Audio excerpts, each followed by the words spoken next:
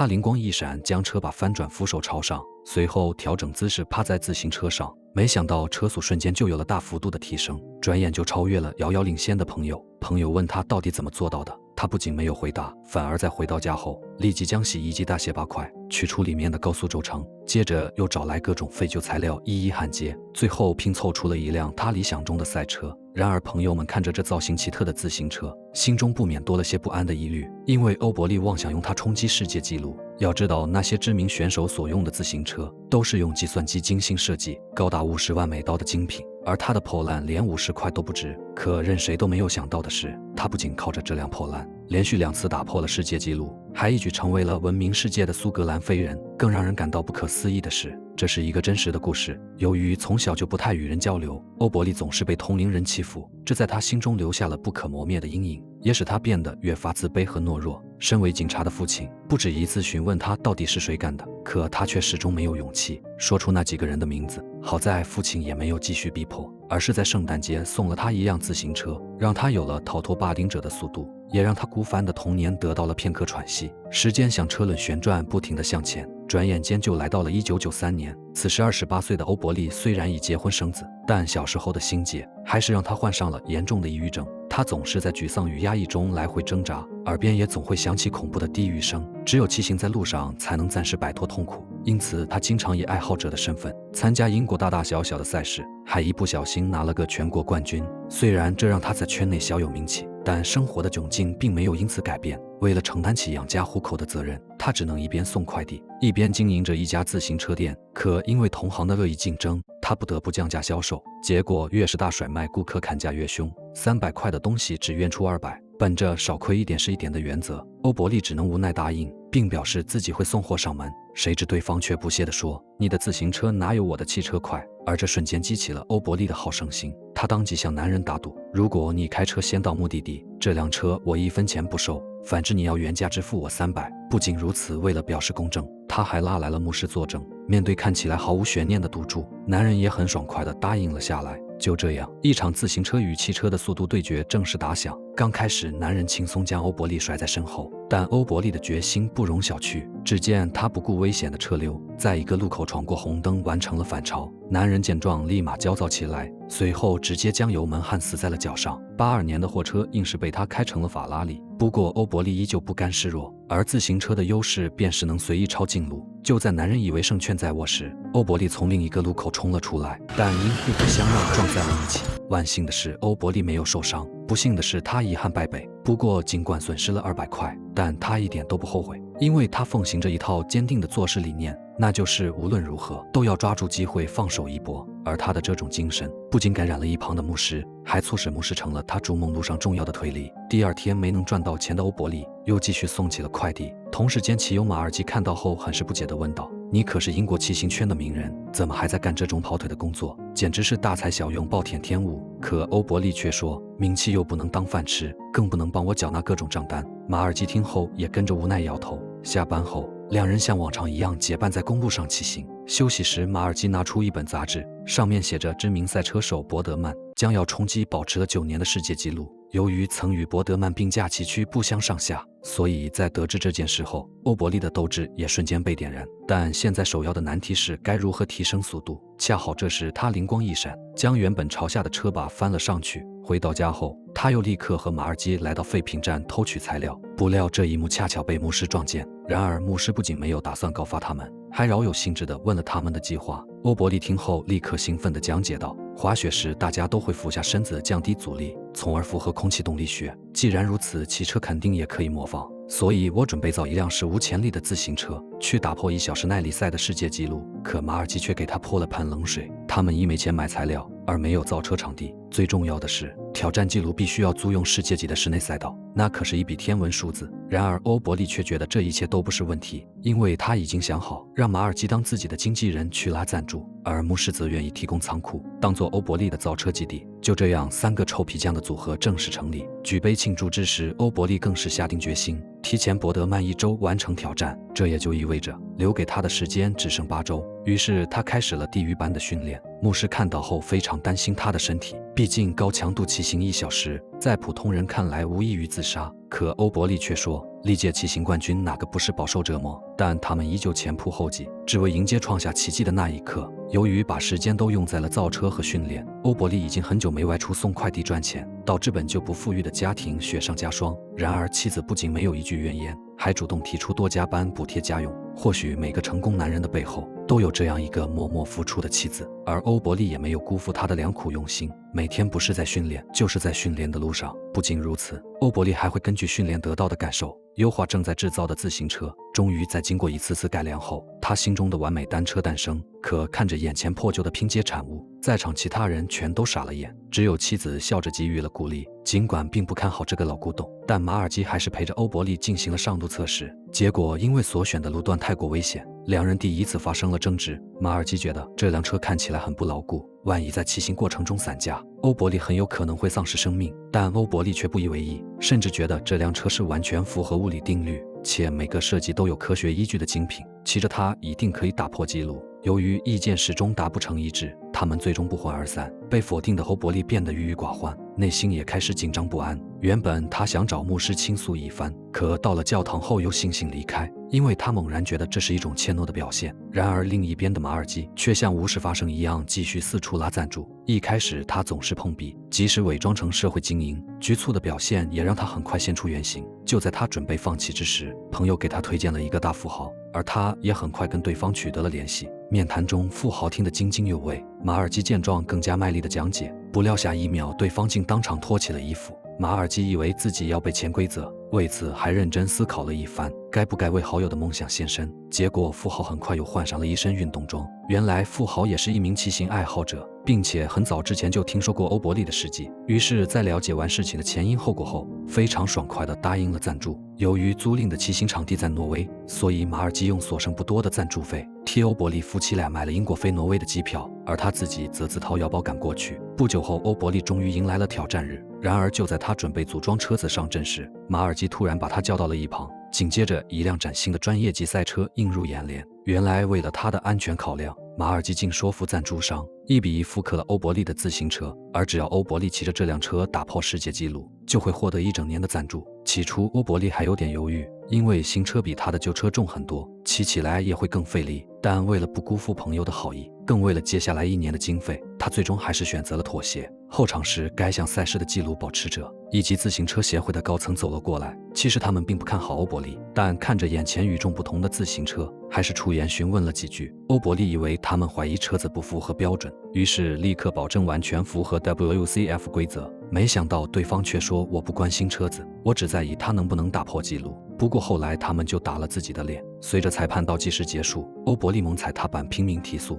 因为要想打破世界纪录，他必须在1小时内跑完51公里，也就是绕环形赛道205圈。刚开始进程还算顺利，可过重的车身在大幅度消耗他的体力，导致赛程还没过半，他就已经气喘吁吁。更糟糕的是，眼前一成不变的赛道让常年在外训练的他很不适应，而随着体力的渐渐耗尽，童年那些恶魔的低语又趁虚而入。妻子发现了他的不对劲，试图用呼喊来唤醒他沉睡的思绪，可所有人都知道，以欧伯利现在的速度，已经没有任何希望打破纪录了。果然，结束铃响起的那一刻，他还差了整整2圈的距离。自行车协会的高层看到这一幕，都幸灾乐祸地笑出了声，而为梦想拼尽最后一丝力气的欧伯利，则怎么都无法接受这个结果。妻子安慰他不要灰心，鼓励他日后还有机会，但他很明白自己的实力没有完全发挥，于是在平复完心情后，主动要求明早9点再试一次。尽管协会高层极其不愿意，甚至拿规则驳斥他，但他租赁的场地明早10点半才到期，所以在那之前他完全有资格继续使用。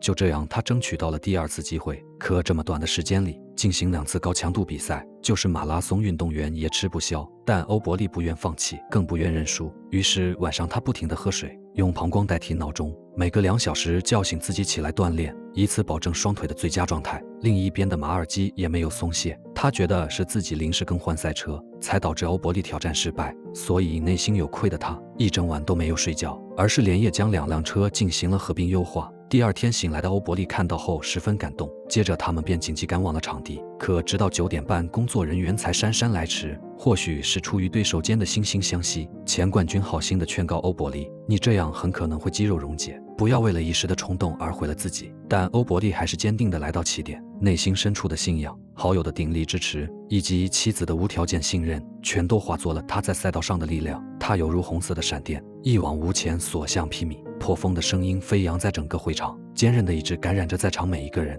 妻子和马尔基激动地奋力呐喊，甚至就连前冠军也忍不住开始为欧伯利加油打气。这时枪声突然响起，意味着欧伯利只差最后一圈。虽然此刻他的身躯已经濒临极限，但胜利的硕果就在眼前，哪怕神志已经模糊，他的速度也丝毫没有放缓。最终他成功打破了持续9年的世界纪录，在场所有人无不欢呼雀跃，赞助商更是递来一张40万的奖金支票，并承诺承包欧伯利接下来1年的赞助费。这一刻，所有的光荣与荣耀都属于不肯放弃的欧伯利。可就在大家为他举杯庆祝时，他却独自躲到了阴暗的角落。马尔基看到后想上前询问情况，却被欧伯利的妻子制止。原来欧伯利因被童年梦魇束缚，始终无法融入欢呼的人群，而妻子很理解他的感受，也愿意给他私人空间消化。得妻如此，夫复何求？转眼时间来到了1周后，著名棋手博德曼开始了新的挑战。妻子和朋友们都紧张地围在电视机前观看，而欧伯利则选择了外出骑行。结果1小时后，博德曼打破了他的纪录，他的冠军宝座只维持了短短1周。更糟心的是，天空突然下起了大雨，他的车子还在雨中爆胎。无奈他只能扛着自行车来到了附近的酒吧，借用电话打给了马尔基求助。这时几个喝酒的混混突然向他发难，嘲讽他即使得了冠军也还是孬种一个。原来这几人就是小时候经常欺负欧伯利的人渣，他们不仅满嘴喷粪，还像曾经那样拦住欧伯利的去路。但这一次欧伯利没有退缩，也没有逃跑，而是举起单车进行了反抗。过了这么多年，他终于学会了父亲教给他的勇敢面对，而刚才还盛气凌人的混混们也都被他的气场所震慑，噤若寒蝉地看着他转身离开。回到家后，欧伯利当即决定参加5个礼拜后与博德曼的自行车追逐赛，势必要拿回属于自己的冠军与荣耀。虽然很理解他的心情，但马尔基还是建议他在年底挑战，这样不仅有更多的时间训练，还可以拿到更多的赞助和资源。可欧伯利却坚持趁热打铁，因为只有压力才会让他时刻处于巅峰的状态。转眼就到了5周后，欧伯利依旧骑着他设计的老古董，而博德曼的超级赛车却是由计算机设计，且高达50万英镑的全碳纤维制造，双方在硬件上的差距一目了然。不仅如此，欧伯利是长距离选手，超强的耐力比拼才是他的优势，但这次却是4公里的追逐赛，比的是骑行者的爆发力，所以欧伯利毫无优势。但他却一点都不畏惧，因为传奇都是由人所铸就，不可能就是用来打破的，而这个就叫做奇迹。最终欧伯利不负自己也不负众望，以2.38秒的优势赢下这场对决，并再次打破了世界纪录。电视机前的妻子激动的手舞足蹈，同样看着直播的牧师也由衷的为欧伯利感到骄傲。甚至作为对手的博德曼也将自己昂贵的头盔赠出，用来表达对欧伯利的欣赏和敬重。或许这就是竞技精神的含义。回国后，欧伯利收到了官方政府的表彰，民众更是尊称他为苏格兰飞人。这一刻，他感受到了作为冠军的荣耀，那是一种被所有人赞赏鼓励的美妙感觉。然而星辰身旁总有乌云涌动，自行车协会的人不满地商议，如果用垃圾拼凑出的破烂都能打破世界纪录，那怎么还会有人花钱高价购买他们的材料呢？所以利益至上的资本家们当即召开了记者发布会，声称欧伯利设计的赛车太多危险，一旦摔倒就会威胁其他选手，必须彻底禁止使用。不仅如此，他们还用同样的理由将欧伯利禁赛6个月。尽管欧伯利向媒体做出了解释，但还是无法抵挡权力的刀锋，一种挫败感油然而生。好在妻子始终站在他身边，鼓励他垂头丧气并不能解决问题，迎难而上才能逆风翻盘。而有了妻子的支持，欧伯利很快就找到了对策。既然协会认为他的车子不安全，他就在后轮安装了2个辅助轮。没想到协会又当场制定新规，说他的座椅长了5厘米。欧伯利听后不仅没有恼怒，反而立即把车座锯断。协会又说车子必须保持完整性，且必须使用市面上流通的部件。欧伯利便在民用车上找到了替代。可以说协会每次无下限的刁难，欧伯利总能找到应对之法。然而等他好不容易熬进锦标赛时，协会又针对他出了个狠招，那就是禁止他使用低趴的姿势，只要胸口挨到双手就会被举红旗警告，3次便直接出局。尽管比赛时欧伯利已经竭尽全力进行了调整，但还是被裁判逮到2次。无奈他只能把精力全都放在姿势上，而这也直接导致他失去平衡，重重地摔倒在了赛道上，一代飞人就此跌落神坛。之后的日子里，欧伯利陷入了自我怀疑的泥潭，每天不是在家喝闷酒，就是盯着自己的海报发呆。这天，当他一遍又一遍地看着电视机里自己摔倒的画面时，曾经羞辱过他的混混又像苍蝇一样趴在他的门口，肆意践踏他的人格。如果说之前的成功让他有了反抗的勇气，如今的失败无疑又将他打回了谷底。由于再也无法忍受这种折磨，欧伯利扛着最爱的车子来到了幽暗的森林深处，决定结束这屈辱的一生。好在上帝没有放弃他，紧要关头绳子断裂，路过的骑友发现并把他送到了医院。闻讯惊慌赶来的妻子害怕这种事情再次发生，于是请求欧伯利去看心理医生。可欧伯利依旧不敢直视内心的伤疤，甚至坚持认为自己可以摆平一切。妻子听后虽然气愤不已，但也深知逼迫只会适得其反，因此便不再继续劝说。又不知过了多久，欧伯利终于从颓废中找出一丝清明，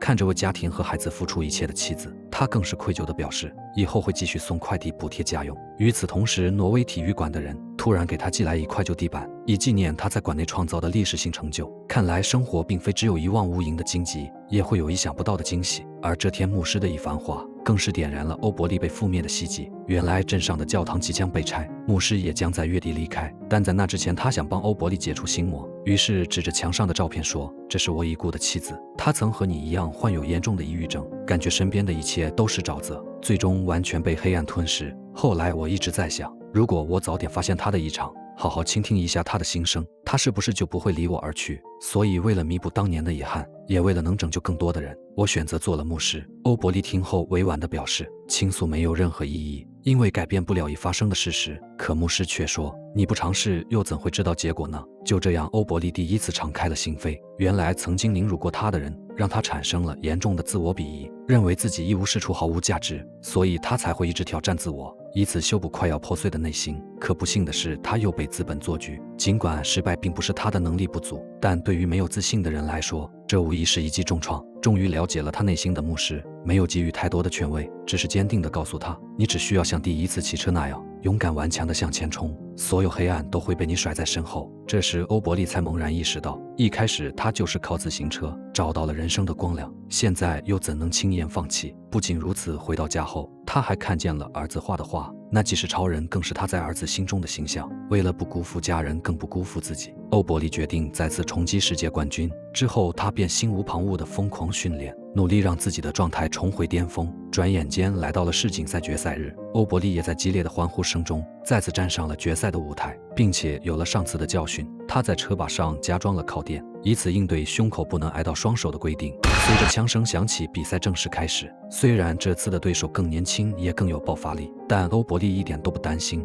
因为他要战胜的从来都不是别人，而是内心懦弱的自己。与此同时，牧师正在静谧的湖泊上为他祈祷，家人们聚在酒吧为他加油，妻子坐在观众席为他呐喊，马尔基站在赛道旁为他鼓劲，全场都在高声呼唤苏欧伯利飞人。他们的信念凝成了一股绳，拉着欧伯利朝前方奋力追赶梦想，而欧伯利也感受到了这股力量。曾经无数次被打趴下的他，曾经陷入囹圄徘徊不绝的他，如今胸腔的每一次起伏都显得格外坚定。那些暗无天日的时光终将逝去，一切的失意都将云淡风轻，没有谁生来自带铠甲，但坚韧的毅力可以让自己无坚不摧。最终，欧伯利第二次赢得世界锦标赛冠军，用实力碾碎了每一个质疑。对手见状，给了他一个甘拜下风的拥抱。协会高层也真诚地送来了属于他的荣誉。船上的牧师向他的方向举起酒杯庆祝，在场以及电视机前的所有观众都为他的成功高声呐喊，而他只是安静地在自己车上写下了每一个帮助过自己的人名，以此感谢他们